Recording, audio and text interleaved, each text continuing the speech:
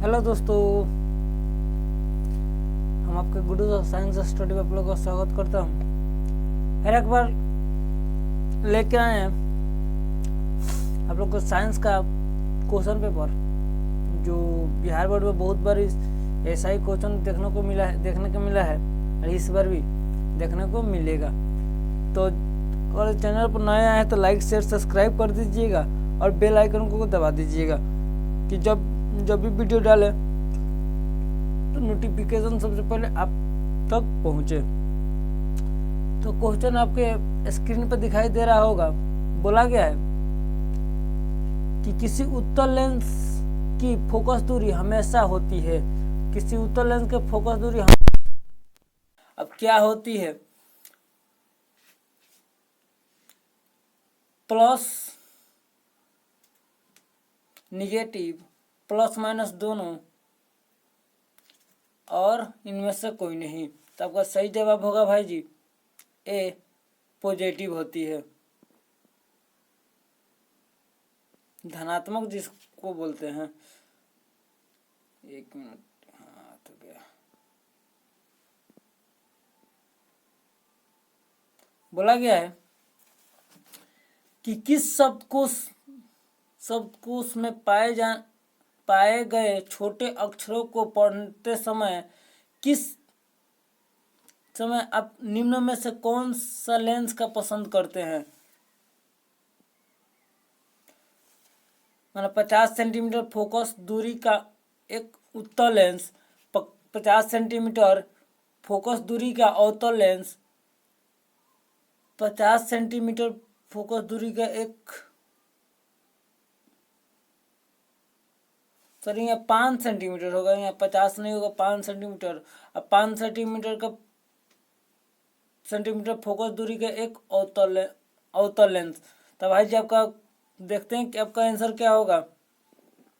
सी आपका सही जवाब होगा, 5 सेंटीमीटर का एक उत्तल लेंस। चलिए नेक्स्ट क्वेश्चन की ओर चलते हैं। बोला गया कि मोटर गाड़ी के चालक के सामने समांतर लगा रहता है समतल दर्पण, उत्तल दर्पण, अवतल दर्पण, उत्तल लेंस। समतल दर्पण, उत्तल दर्पण, अवतल दर्पण और उत्तल लेंस। तो आपका सही जवाब होगा भाई जी बी, उत्तल लेंस आपका सही जवाब होगा। तो चलते हैं नेक्स्ट क्वेश्चन की ओर। बोला गया है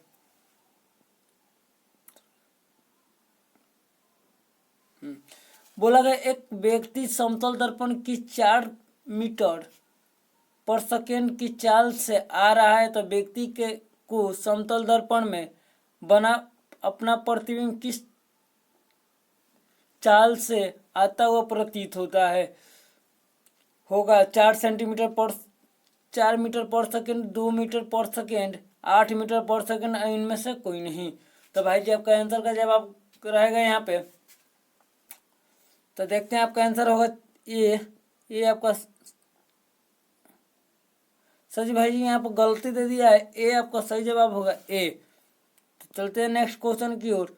बोला गया है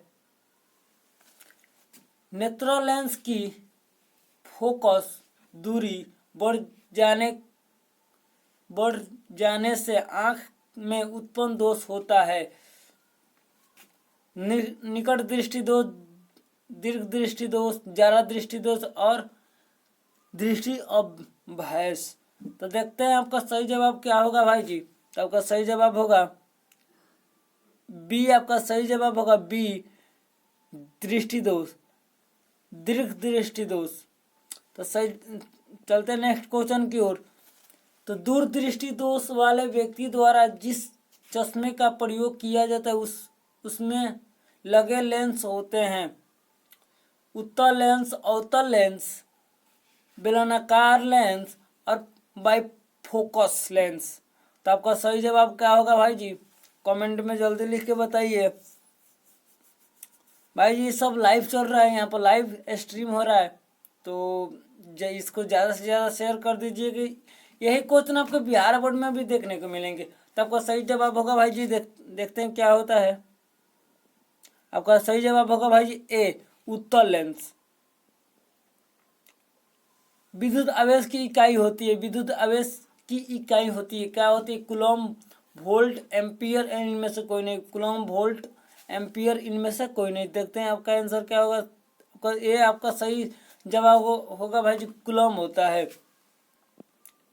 और जिस व्यक्ति को पीडीएफ चाहिए, जिस व्यक्ति को पीडीएफ चाहिए था, हमारे कमेंट में लिख अपना नंबर लिख दीजिएगा, हम आपको पीडीएफ इन्वॉल्व करा देंगे। विद्युत आवेश दो प्रकार के होते हैं, जिन्हें धन आवेश और ऋण आवेश माना जाता है। यह नामकरण किसने किया था, वो है। अभी ये इसका नामकरण किसने किया था भाई जी? तब कई इसका नामकरण डी आपका सही आंसर होगा, डी आपका सही आंसर होगा, बेंजामिन फ्रैंकलिन। बोला गया कि एक पदार्थ को एक कूलम धन आवेश से आवेशित किया गया है।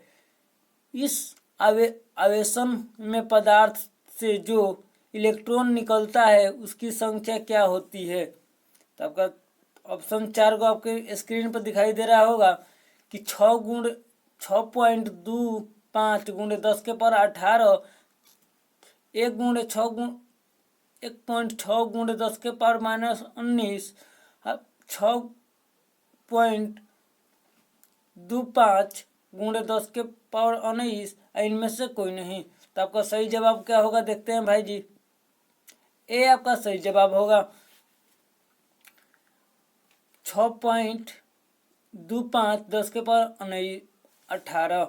तो बोला गया आपका क्वेश्चन कि किस विद्युत बल्ब पर 220 वोल्ट तथा 100 वाट अंकित है, जब उसे 110 वोल्ट पर प्रचालित करते हैं तब उसके द्वारा उपयुक्त शक्ति कितनी होती है? 100 वाट, 75 वाट, 50 वाट और 25 वाट। 100 वाट, 75 वाट, 50 वाट और 25 वाट। देखते हैं आपका सही जवाब होगा भाई जी क्या? आपका सही जवाब होगा भाई जी 50 वाट। सी आपका सही जवाब होगा। धात्विक ऑक्साइड को किस प्रकार का ऑक्साइड कहा जाता है? विलयन, अभ्याधार्मिक ऑक्साइड, अम्लीय ऑक्साइड और क्षारीय ऑक्साइड। अम्लीय ऑक्साइड और क्षारीय ऑक्साइड, अम्लीय ऑक्साइड और क्षारीय ऑक्साइड। तो आपका सही जवाब क्या होगा भाई जी? देखते हैं यहाँ पे आपका सही जवाब का इंतजार रहेगा। तो भाई जी आपका सही जवाब होगा डी, क्षारीय ऑक्साइड। बोला गया है विद्युत जनित का सिद्धांत आधारित है विद्युत धारा के ऊष्मीय प्रभाव पर प्रेरित विद्युत पर, वैद्युत चुंबकीय प्रेरण पर प्रेरित चुंबक पर। देखते हैं आपका सही जवाब क्या होगा भाई जी। आपका सही जवाब होगा सी। सी आपका सही जवाब होगा, विद्युत चुंबकीय प्रेरण पर। लघुपथन के समय परिपथ में विद्युत धारा का मान बहुत कम हो जाता है, परिवर्तित नहीं होता है, बहुत अधिक बढ़ जाता है और नियमित परिवर्तन होता है। तो आपका सही जवाब देखते हैं क्या होगा। आपका सही जवाब होगा भाई सी। आपका सही जवाब होगा, विद्युत बहुत अधिक बढ़ जाता है। प्रतिक्रिया पीबीओ प्लस सी को अभिक्रिया कराएंगे तो पीबी प्लस ओ सी ओ, तो पीबी ऑक्सीकृत होता है, सी ऑक्सीकरण है, सी एक अवकरण है। यह रेडॉक्स प्रक्रिया नहीं है, रेडॉक्स प्रक्रिया नहीं है। तो आपका सही जवाब देखते हैं क्या होगा। तो आपका सही जवाब होगा भाई जी सी। सी आपका सही जवाब होगा, सी एक अवकरण है। जिन बोला गया है निम्न निम्न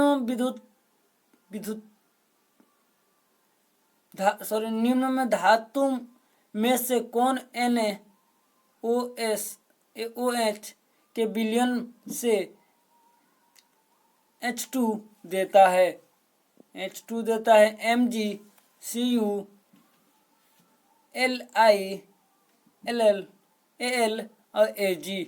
तो देखते हैं आपका सही जवाब क्या होगा भाई। सी आपका सही जवाब होगा अल्युमिनियम। देखते हैं, बोला गया कि यदि विलयन का pH 13 है तो उसका अर्थ है कि यह है, उसका इसका अर्थ है कि यह है। देखते हैं 4 का ऑप्शन आपका स्क्रीन पर दिखाई दे रहा होगा। क्षीण अम्लीय, क्षीण भास्मिक अम्ल, प्रबल अम्ल, प्रबल भास्मिक। देखते हैं आपका सही जवाब क्या होगा भाई जी। डी आपका सही जवाब प्रबल भास्मिक।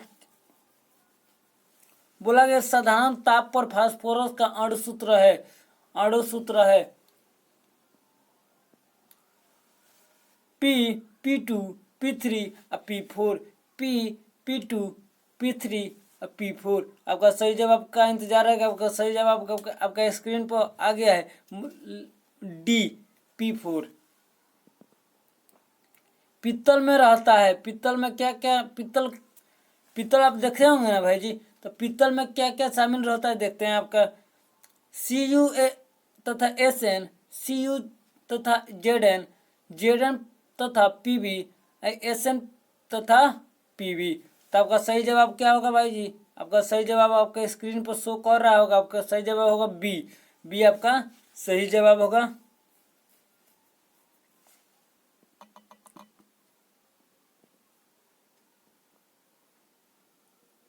बी आपका सही जवाब होगा Cu तथा Zn धातुओं की प्राकृतिक होती है। विद्युत धनात्मक, विद्युत ऋणात्मक, उदासीन, इनमें से कोई नहीं। विद्युत धनात्मक, विद्युत ऋणात्मक, उदासीन, इनमें से कोई नहीं। तो देखते हैं सही जवाब आपका ए होगा विद्युत धनात्मक। बोला गया चुंबकीय अशुद्धि को किस प्रकार दूर किया जाता है।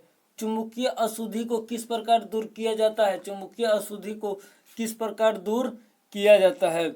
फैन उत्प्लावन विधि, वन आर्कलेक विधि, गुरुत्वीय पृथक विधि और चुंबकीय विधि।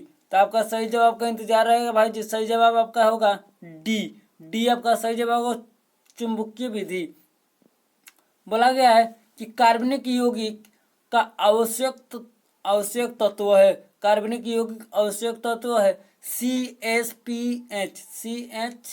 CH माने कार्बन, सल्फर और नहीं, सल्फर इसका होता है आपका सल्फर सही है, फास्फोरस और हाइड्रोजन। तो देखते हैं आपका सही जवाब ए आपका सही जवाब होगा कार्बन। अक्रिय तत्व कौन है। अक्रिय तत्व कौन है। कार्बन, हीलियम, सोना और हाइड्रोजन। कार्बन, हीलियम, सोना और हाइड्रोजन। तो आपका सही जवाब होगा भाई जी बी हीलियम क्या करता है, अक्रिय गैस है जो अभिक्रिया में भाग नहीं लेता है। एल्किन श्रेणी में यौगिकों का सामान्य सूत्र क्या होगा। एल्किन का सूत्र क्या होता है भाई जी। तो देख बोला गया CnH2n CnH2n + 2 CnH2n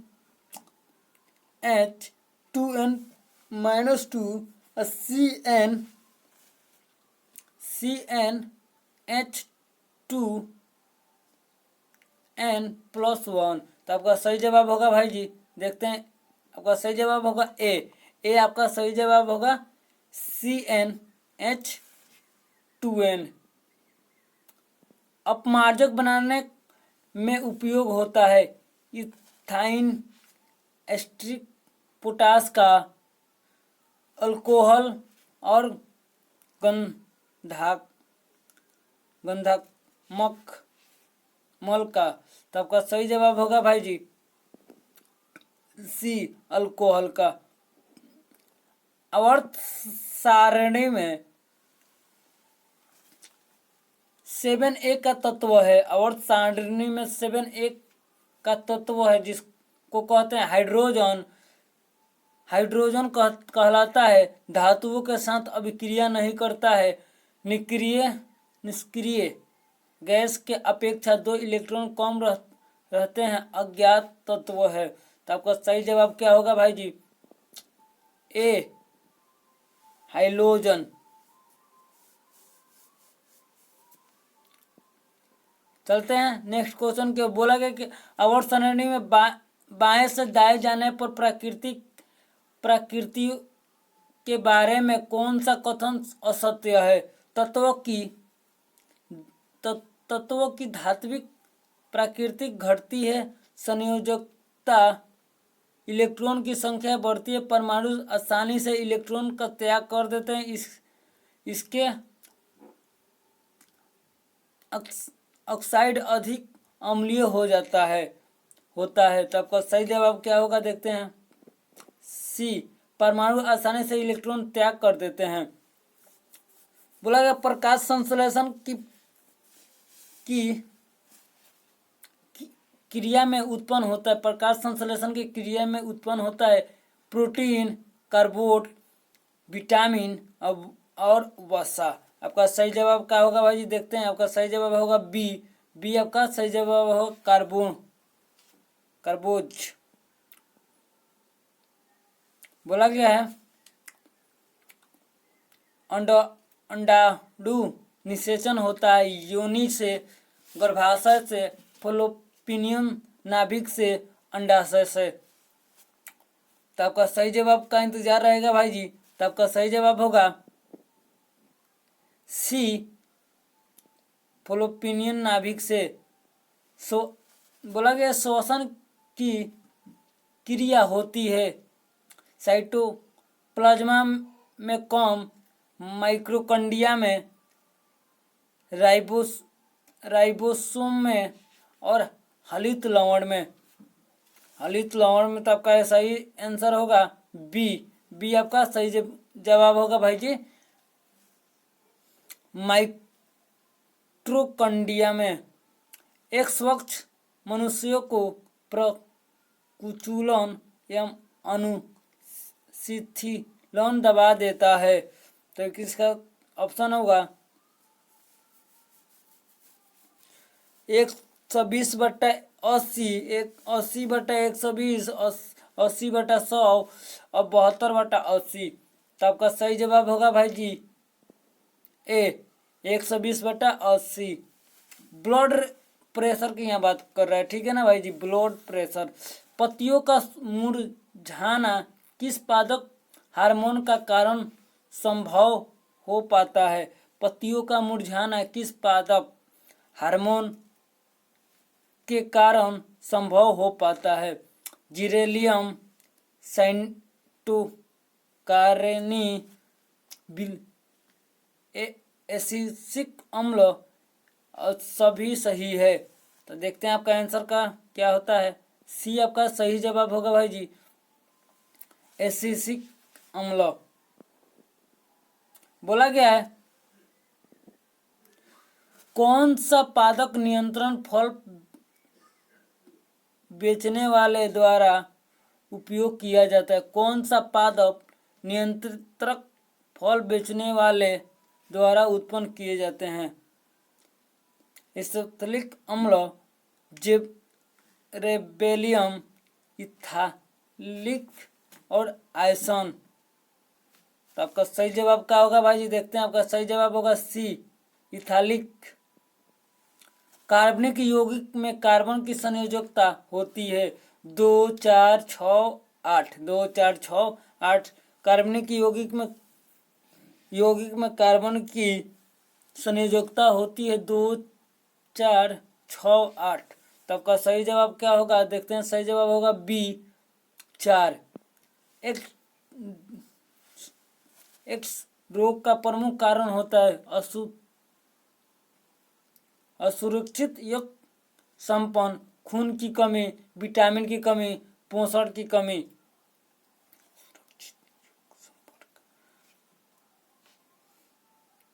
तो देखते हैं आपका सही जवाब क्या होगा भाई जी। आपका सही जवाब होगा ए, असुरक्षित योग संपर्क।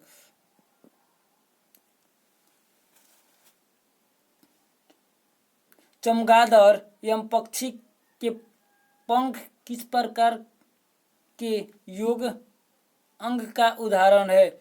चमगादड़ एवं पक्षी के पंख किस प्रकार के अंग का उदाहरण है? ऑप्शन नंबर ए, समरूप, समजात, अंशा, गुदत और जीवाश्म। तो आपका सही जवाब क्या है? देखते हैं आपका सही जवाब क्या है। बी आपका सही जवाब है। बोला गया वे अंग जिसकी उत्पत्ति तथा मूल रचना में तो समानता होती है किंतु कार्य के अनुसार उसकी बाह्य रचना में परिवर्तन हो जाता है, तो ऐसे अंगों को कहते हैं समायोजित अंग, अवशोषित अंग, समायोजित अंग और इनमें से कोई नहीं। तो आपका सही जवाब होगा भाई जी ए आपका सही जवाब है। कृत्रिम पारित का उदाहरण है वन तालाब, झील तालाब, बगीचा, खेत, इनमें से सभी। तो देखते हैं आपका सही जवाब होगा भाई जी सी। बोला गया प्राकृतिक में ऊर्जा का मुख्य स्रोत है कोयला, सूर्य, पानी, कागज। कोयला, सूर्य, पानी और कागज। तो आपका सही जवाब होगा भाई जी बी आपका सही जवाब है। सूर्य। वनों के संरक्षण के लिए निम्न में से किन प्रक्रियाओं को नियंत्रित करने की आवश्यकता है? पेड़ों की अंधाधुंध कटाई, अतिचारण, खनन और इनमें से सभी। तो आपका सही जवाब होगा भाई जी डी आपका सही जवाब है। इनमें से सभी है। तो वे पदार्थ जो जैविक प्रक्रम द्वारा अपघटित हो जाता है उसे कहते हैं जैव नवीकरणीय, अजैव कारक, अक्रिय और एवं पर्यावरण। तो आपका सही जवाब होगा भाई जी ए, जैव नवीकरणीय। एमीटर। आमीटर में निम्न में से किससे मापा जाता है? आमीटर में आमीटर के द्वारा किससे मापा जाता है? धारा, आवेश, विभव, विद्युत शक्ति। धारा, आवेश, विभव, विद्युत शक्ति। तो आपका सही जवाब होगा भाई जी ए आपका सही जवाब होगा। बोला गया वह उपकरण जो विद्युत ऊर्जा को नियंत्रित ऊर्जा में बदल देता है तो उसे कहते हैं जनरेटर, विद्युत मोटर। जनरेटर तथा विद्युत मोटर इनमें से कोई नहीं। तो देखते हैं आपका सही जवाब क्या होगा। तो आपका सही जवाब होगा बी, विद्युत मोटर। बोला प्लाज्मोडियम में किस विधि द्वारा जनन होता है? विखंडन, बहुविखंडन, मूलकुलन, बीजाणु जनन। विखंडन, बहुविखंडन, मूलकुलन, बीजाणु जनन। तो आपका सही जवाब होगा भाई जी सी। सॉरी आपका सही जवाब होगा बहुविखंडन। बी आपका सही जवाब होगा। बोला गया निकट दृष्टि दोष को निम्नलिखित में से किस लेंस द्वारा हटाया जाता है? उत्तल, अवतल, बाइफोकस और बेलनाकार। उत्तल, अवतल, बाइफोकस और बेलनाकार। तो आपका सही जवाब होगा भाई जी बी आपका सही जवाब होगा अवतल लेंस। पौधों में जनन अंग कहाँ पाए जाते हैं? पौधों में जनन अंग कहाँ पाए जाते हैं? पौधों में जनन अंग कहाँ पाए जाते हैं? तनों में, जड़ में, पुष्प में, फल में। तनों में, जड़ में, पुष्प में और फल में। तो आपका सही जवाब क्या होगा? तो आपका सही जवाब होगा भाई जी सी आपका सही जवाब होगा पुष्प में। चलते हैं नेक्स्ट क्वेश्चन की ओर। बोला गया है मेंडल में अपने अनुवांशिक प्रयोग हेतु किस पौधे का प्रयोग किया था? नीम, गुलाब, मटर और गुलदारी। गुलदावरी। तो आपका सही जवाब होगा भाई जी सी। सी आपका सही जवाब होगा। तो चलते हैं नेक्स्ट क्वेश्चन की ओर। बोला गया है परिस्थितिक तंत्र में ऊर्जा का प्रवाह किस दिशा में होता है? एक दिशीय, द्विदिशीय, बहुदिशीय, किसी भी दिशा में नहीं। किसी भी दिशा में नहीं। तो आपका सही जवाब क्या होगा? देखते हैं। आपका सही जवाब होगा भाई जी सी, बहुदिशीय। ओजोन परत पाया जाता है। ओजोन परत कहाँ पाया जाता है भाई जी? देखते हैं। वायुमंडल के निचले सतह में, वायुमंडल के ऊपरी सतह में, वायुमंडल के मध्य सतह में, इनमें से कोई नहीं। इनमें से कोई नहीं। तो आपका सही जवाब होगा भाई जी बी। बी आपका सही जवाब होगा। बोला गया दाढ़ी बनाने में कौन सा दर्पण का उपयोग होता है? दाढ़ी बनाने में कौन सा दर्पण का उपयुक्त होता है समतल दर्पण, उत्तल दर्पण, अवतल दर्पण, इनमें से कोई नहीं। समतल दर्पण, उत्तल दर्पण, अवतल दर्पण और इनमें से कोई नहीं। तो आपका सही जवाब होगा ए, समतल दर्पण।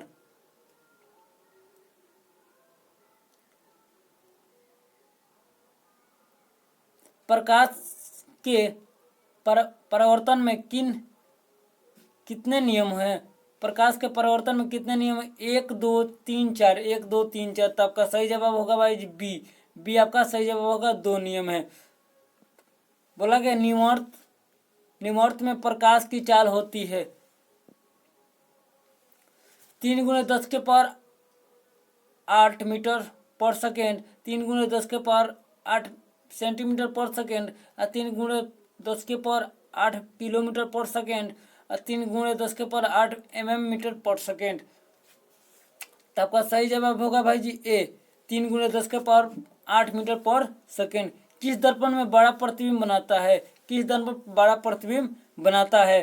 तो आपका शायद आपका ऑप्शन दिया गया है समतल दर्पण, अवतल दर्पण, उत्तल दर्पण, इनमें से कोई नहीं। तो आपका सही जवाब होगा भाई जी बी। बी आपका सही जवाब होगा, अवतल दर्पण।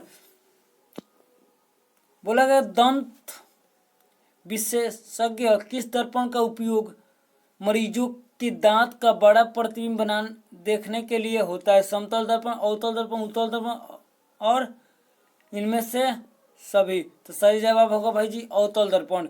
किस दर्पण में केवल आभासी और काल्पनिक प्रतिबिंब बनता है? समतल दर्पण, उत्तल दर्पण, अवतल दर्पण और समतल और उत्तल दोनों। तो देखते हैं आपका सही जवाब डी, समतल और उत्तल दोनों। मोटर चालक के सामने दर्पण लगा होता है। अवतल दर्पण, समतल दर्पण, उत्तल दर्पण और इनमें से कोई नहीं। तो आपका सही जवाब होगा भाई जी उत्तल दर्पण। गोलीय दर्पण में के परावर्तक पृष्ठ की वृत्ताकार सीमा रेखा का व्यास कहलाता है मुख्य फोकस, वक्रता त्रिज्या, प्रधान अक्ष और गोलीय दर्पण का द्वारक। गोलीय दर्पण का द्वारक। तो भाई जी आपका सही जवाब देखते हैं क्या होगा। आपका सही जवाब होगा डी, गोलीय दर्पण का द्वारक। प्रकाश तरंग का उदाहरण है ध्वनिक तरंग, चुंबकीय तरंग, परावैगनिक तरंग और प्रसव्य तरंग। तो आपका सही जवाब होगा बी, विद्युत चुम्बकीय तरंग। तो बोला गया गोलीय दर्पण का फोकसांतरण एवं वक्रता त्रिज्या के बीच संबंध है। क्या किसका संबंध है भाई जी? बोला गया है आर बराबर एफ बटा 2, आर एफ बराबर आर, एफ बराबर आर बटा 2 और एफ बराबर 2r। तो आपका सही जवाब क्या होगा भाई जी? ए आपका सही जवाब है। आर बराबर एफ बटा 2। बोला गया है समतल दर्पण में प्रतिबिंब की प्रकृति क्या कहलाती है? वास्तविक प्रतिबिंब, वास्तविक एवं सीधा प्रतिबिंब, वास्तविक में उल्टा, आभासी एवं तथा बराबर।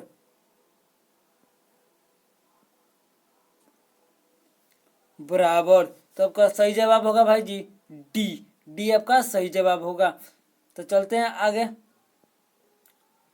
सोलर कुकर में किस दर्पण का व्यवहार किया जाता है? उत्तल, अवतल, समतल, इनमें से दोनों, ए या बी, दोनों।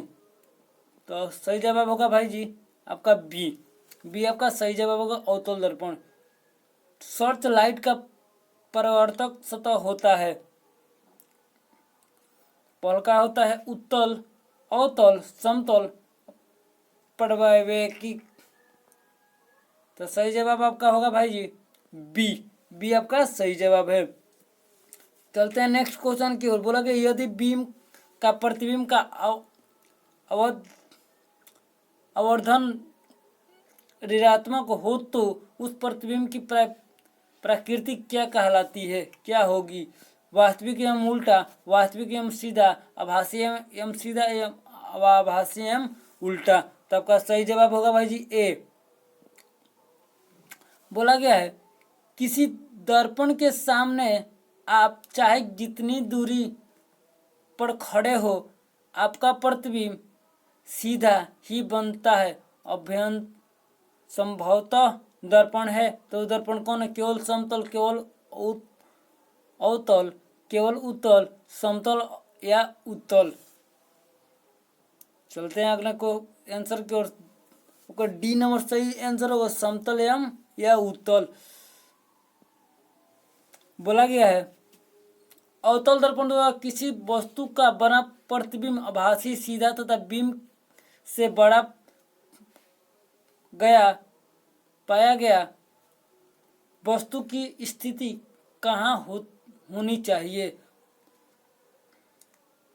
बाई फोकस और वक्रता केंद्र के बीच में, वक्रता केंद्र पर, वक्रता केंद्र के से पारे और दर्पण के ध्रुव और मुख्य फोकस के बीच। तो आपका सही जवाब होगा भाई जी डी, दर्पण के ध्रुव और मुख्य फोकस के बीच। यदि किसी बीम का प्रतिबिंब का आवर्धन धनात्मक हो तो उसका प्रतिबिंब की प्रवृत्ति क्या कहलाती है? वास्तविक एवं उल्टा, वास्तविक एवं सीधा, आभासी, काल्पनिक एवं उल्टा, काल्पनिक एवं सीधा। तो आपका सही जवाब होगा भाई जी डी। किसी वस्तु का आवर्धिक काल्पनिक प्रतिबिंब बनता है अवतल दर्पण से, समतल दर्पण से, उत्तल दर्पण से और सभी दर्पण से। तो आपका सही जवाब होगा भाई जी ए आपका सही जवाब होगा, अवतल दर्पण से। तो चलते हैं अगले क्वेश्चन की। क्वेश्चन बोला गया है निम्नलिखित में से कौन सा उत्तल दर्पण की फोकस दूरी है जिसका वक्रता त्रिज्या 32 सेंटीमीटर है?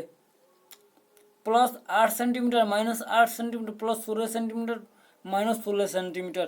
तो देखते हैं आपका सही जवाब होगा भाई जी सी, +16 सेंटीमीटर।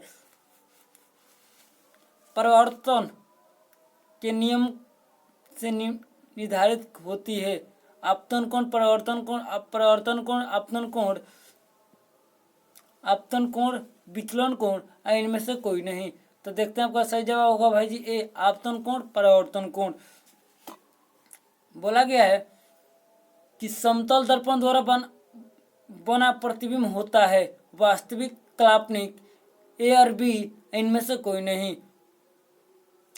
तो भाई जी जल्दी से जल्दी शेयर कर दीजिए, ज़्यादा से ज़्यादा शेयर कर दीजिए कि जिसके पास अभी ये वीडियो नहीं पहुंचा है, जिसके पास नहीं पहुंचे उसके पास पहुंचे और उसको फायदा हो। तो चलते हैं अपने क्वेश्चन के आंसर की ओर। बोला गया है आपका आंसर होगा बी, काल्पनिक। संयुक्त फोकस केवल संभव है उत्तल दर्पण में, अवतल दर्पण में, समतल दर्पण में और साधारण कांच में। तो आपका सही जवाब होगा भाई जी बी। उत्तल दर्पण में प्रतिबिंब सदैव बनता है वक्रता केंद्र और फोकस के बीच, वक्रता केंद्र और अनंत के बीच, ध्रुव और फोकस के बीच, वक्रता केंद्र पर। तो आपका सही जवाब का इंतजार रहेगा। तो आपका सही जवाब होगा भाई जी सी, सी आपका सही जवाब है। ध्रुव और फोकस के बीच किस दर्पण का मध्य बिंदु कहलाता है? फोकस, ध्रुव, वक्रता, केंद्र और इनमें से कोई नहीं। तो ध्रुव आपका सही जवाब होगा भाई जी, ध्रुव। समतल दर्पण का वक्रता त्रिज्या आर है, तो आर बराबर F2F, आर बराबर 0,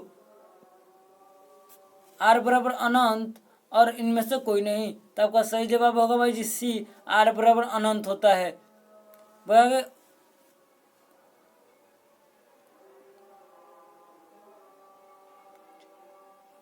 बोला गया कि हजामत बनवाने के लिए व्यवहार किया जाता है किस दर्पण का? उत्तल दर्पण का, अवतल दर्पण का, समतल दर्पण का, इनमें से सभी।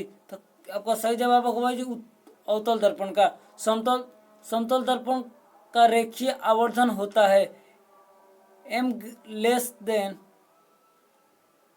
1, m ग्रेटर देन 1, m बराबर 1 और m बराबर 0। तो आपका सही जवाब होगा भाई जी सी, m बराबर 1। बोला गया है प्रतिबिंब की ऊंचाई एवं वस्तु की ऊंचाई का अनुपात को कहलाता है फोकांतर, ध्रुव, आवर्धन और वक्रता त्रिज्या। तो आपका सही जवाब होगा भाई जी सी। गाड़ी के अग्रदीपों में किस दर्पण का प्रयोग किया जाता है? गाड़ी के अग्रदीपों में किस प्रकार का दर्पण का प्रयोग किया जाता है? उत्तल दर्पण, अवतल दर्पण, समतल दर्पण और अवतल दर्पण और समतल दर्पण। तो आपका सही जवाब होगा भाई जी बी, अवतल दर्पण का।